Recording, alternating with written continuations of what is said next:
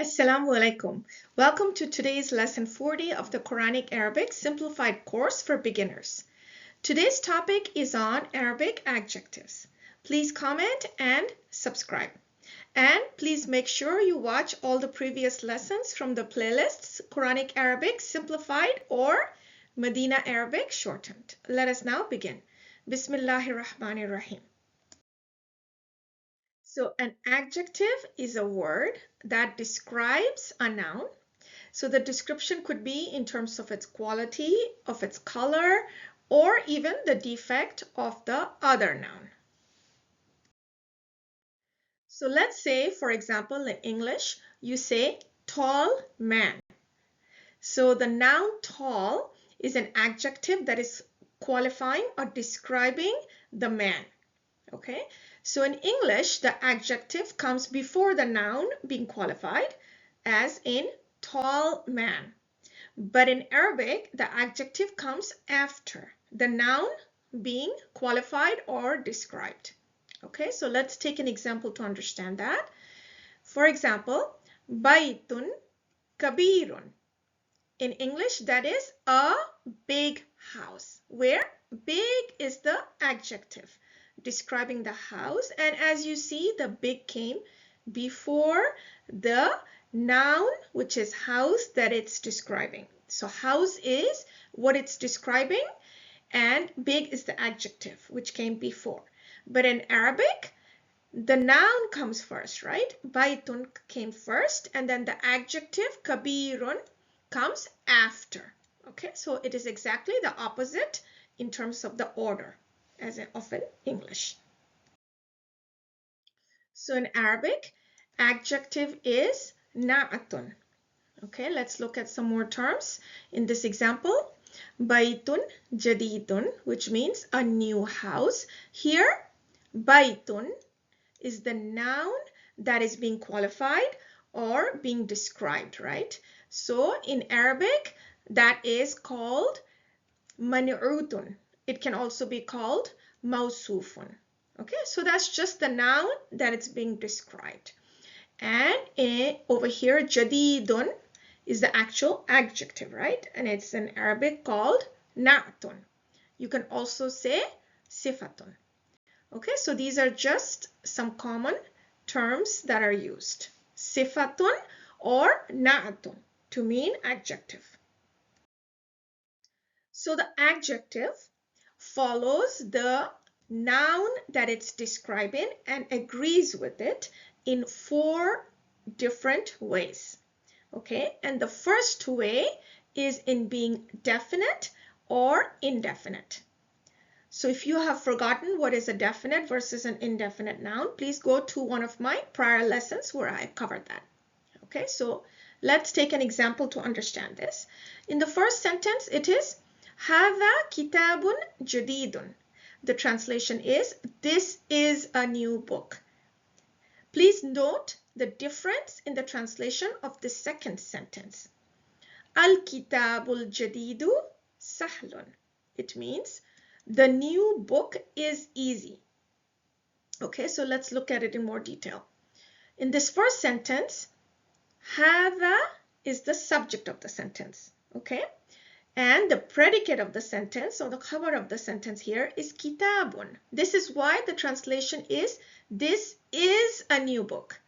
Okay, because here, jadidun is the adjective and it describes the noun, which is kitabun. Right, so I want you to notice how kitabun is indefinite. And that's why the adjective is also indefinite. They both end with a tanween. So this is the first way where the adjective has to match. If the noun that it's modifying has a tanween, the adjective must also have a tanween. Okay, so that's why jadidun is the adjective describing the noun kitabun. Haza kitabun jadidun. This is a new book. So let's look at the second example now. Al-kitabu is the noun here. And here, this is the subject, right? So the book. Okay, here, the predicate, the khabar is sahlun. Okay, so the new book is easy. So here al-jadidu is the adjective, right? And what do you notice here? Al-kitabu is definite because it has a al preceding it, right? So al-jadidu is the adjective here because it also has the al, right? Because it's matching the noun. Because the noun it describes has an al, making it definite. So the adjective also has an al, making it definite. Okay, so that's why in the translation you see the new book is easy, right? Where sahlun is the khabar or the predicate. So as we are discussing, the na'at, which is the adjective, follows the noun that it's describing or qualifying. In Arabic, we say that is the man'ut, and it agrees with it in 4 ways. We already looked at the first way. Now we're going to look at the second way, which is it needs to match it in the case. Okay, so in Arabic, as discussed in previous lessons, there are cases, right? And you can review that lesson if you have forgotten the Arabic cases. Here they are: the nominative case, which is the marfu'un, the accusative case, which is the mansubun, and the genitive case, which is the majrurun. So let's take an example here. The first one is al-mudarrisul jadidu fil fasle. It means the new teacher is in the classroom. So here al-mudarrisu is the noun and al-jadidu is the adjective which is describing the noun. So notice how it matches in the definiteness. They both have al, and they match in the case. Al-mudarrisu is marfu'un because it's the mubtada or the subject of the sentence. So the na'at is also marfu'un. The na'at is also marfu'un. It matches in case because it also ends with the dhamma. So it is the new teacher. Okay. In the second example, sa'altul mudarrisal jadida. It means I asked the new teacher. Sa'altu is the verb. It means I asked. So I asked what? I asked the new teacher. So al-mudarrisa is the object of the verb. That's why it's in mansoob state, as we can see with the ending of the fatha, right?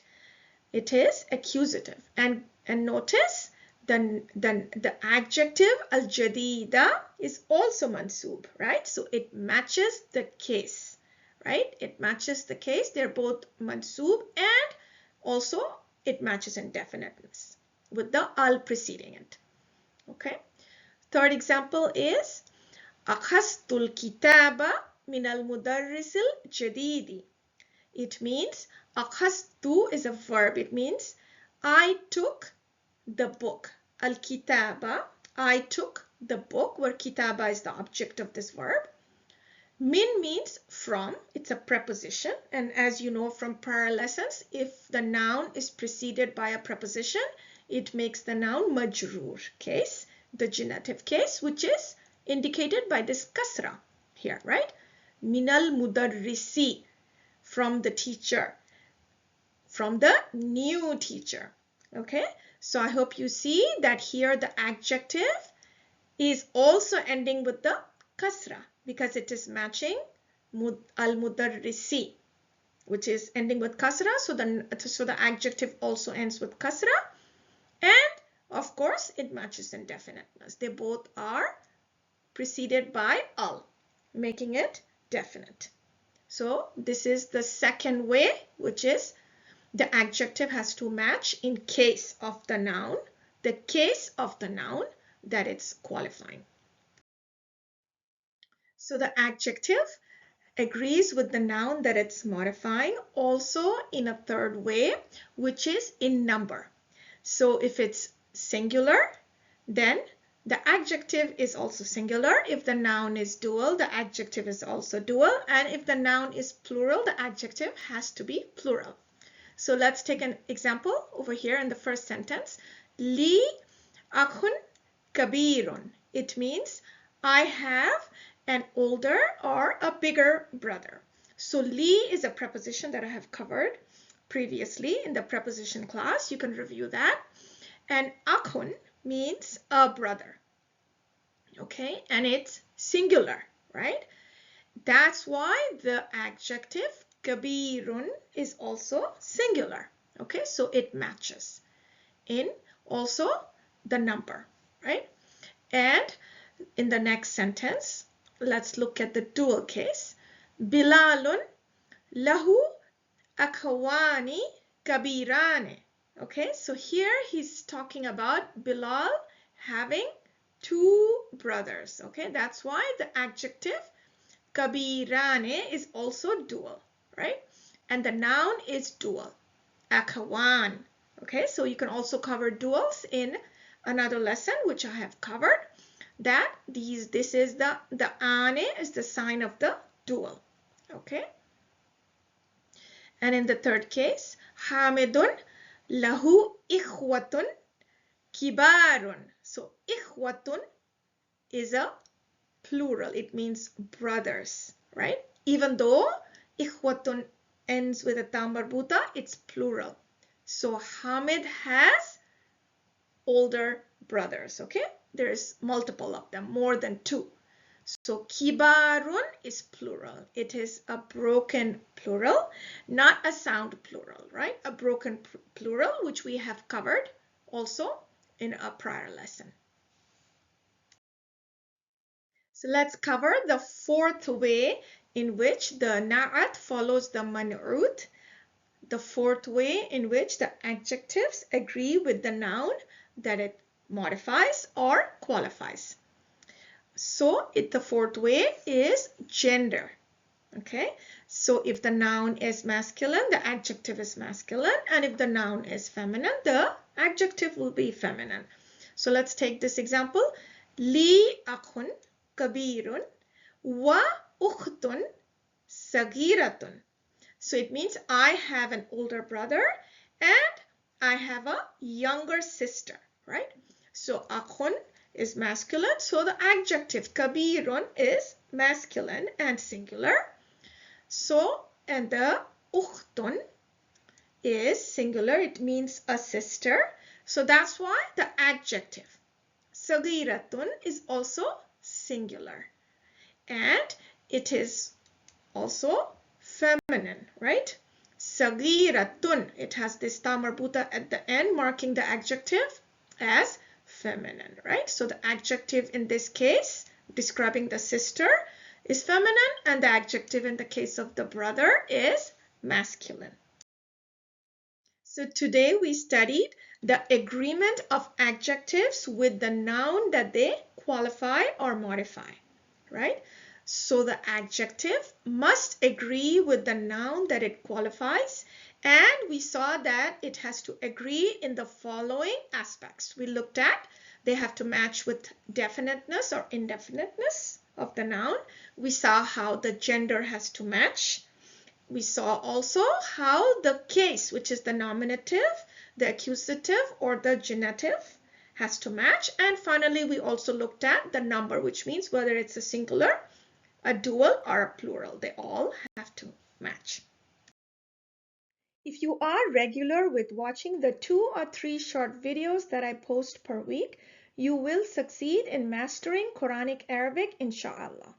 If this video benefited you, please do like, subscribe, comment, and keep watching these short videos. Subhanaka wa bihamdika la ilaha illa anta astaghfiruka wa atubu ilayk. Assalamu alaikum wa rahmatullahi wa barakatuh.